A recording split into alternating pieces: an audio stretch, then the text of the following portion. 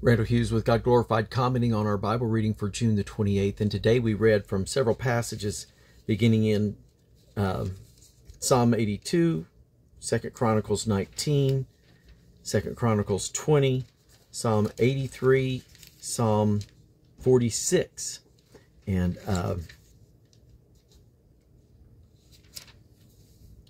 finished up with Psalm 48, as well as some portions from 1 Kings 22 and 2 Kings 3 and 2 Kings 1. And so some interesting things in our reading today. This is after yesterday's reading, where Jehoshaphat was chided by Jehu, a prophet, for working with Ahab. And God asked him, warned him, and Jehoshaphat began to seek the Lord and said, we need to make sure that we're doing wise judgment, righteous judgment. And he began to set up judges across the land. And so it was to stand and defend the poor and the fatherless, to do justice, and to ensure that every man was treated right. And so that was something that Jehoshaphat began to put a premium on during this time in his reign, around the year 870. And so that was one of the things that took place. And this is where, during this time, that Ammon and Moab invaded the kingdom, and the people sought God, which is the right thing to do and what we're supposed to do in every challenging situation. In fact, in every day of our life, we're supposed to be seeking God, asking for his direction, asking for his help. And so they sought God, and God said, you go and fight, but you're not going to have to fight. Go to the battle. And God spoke through a man,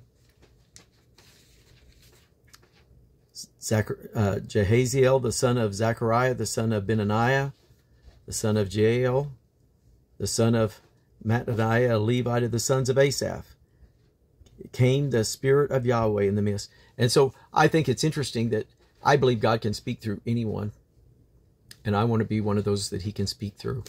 And so to be submitted, to be humble, to walk humbly with our God, to set ourselves in a place where he can be used of God. And so he said, you're not going to need the bow. You're not going to need normal armaments, because God is going to fight for you. And so they worshiped God and fell on their faces before God. And God instructed them basically to go out and praise. And while they were praising, the armies of Moab and Ammon began to fight against Mount Seir. And then when it was done, they began to fight against each other. And it says at the end, there was none of them left. They all had destroyed each other.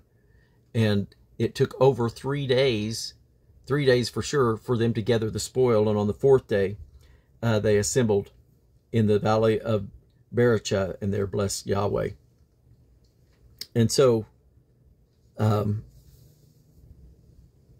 we read the various praises again in Psalm 48 about the beauty of Israel, the beauty of her bulwarks, their towers, and to mark that well. And then the wickedness of Ahaziah, the son of Ahab, and that he fell through a lattice in his upper chamber and was sick, and sent to ask Beelzebub, of the god of Ekron, whether he would recover. And so that's going to be an interesting outcome, I'm sure, in the days ahead. And so at any rate, that concluded pretty much our reading for today, other than the fact that the nations around, the kingdoms around, began to fear Judah and Jehoshaphat after they heard the way God was fighting for them. And so when we seek after God with our heart, God fights for us, because we are on his side and he is on ours. And so that's where I want to live, to maintain that right relationship with my God, so that he is battling for me and you. So God bless you. Have a great day in Jesus.